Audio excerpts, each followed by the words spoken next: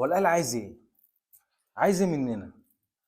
انت بتلعب فين؟ فاكر نفسك بتلعب في اوروبا او فاكر نفسك بتلعب بقى في الليفل بتاع الدوري السعودي بقى واللعيبه انت ايه يا عم؟ انت بتلعب في الدوري المصري وفي بطوله افريقيا هنا.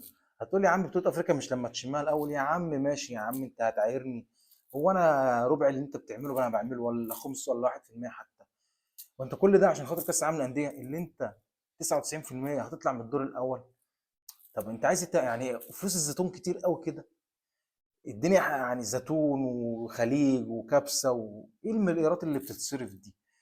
الاهلي خلص في محمد علي بن رمضان، وبيخلص خلاص بنسبه كبيره في زين الدين بالعيد المدافع. الاهلي دي قلنا عمالي الخطيب مركز في الخط الهجوم وفي الاجنحه وفي لعيبه نص الملعب وناسي الدفاع خالص، اللي هو اصلا مهما يتعمل قدام الدفاع بتاعك كارثه، هيوديك في داهيه. خلى فرقه زي بتروجيت تجيب فيك جونين وتضيع تلات اربع تجوان وفي اخر دقيقه مضيع جون التعادل. واي فرقه بتلعبك السنه دي لو لاحظناها هتلاقي بتوصل لجون الاهلي كتير وبتجيب في جون واثنين وثلاثه. عايز ايه؟ قول لنا بس عايز ايه؟ نعمل ايه احنا؟ هننافس ازاي؟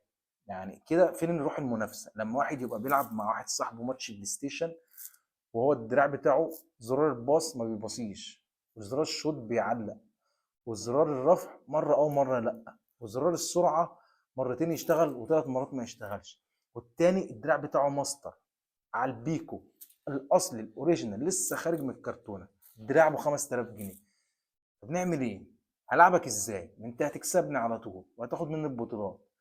يبقى مفيش منافسه، ملهاش طعم كده، ملهاش طعم غريم. يخلي فيه منافسه شويه، سيب لي اي حاجه، عدي لي اي حاجه.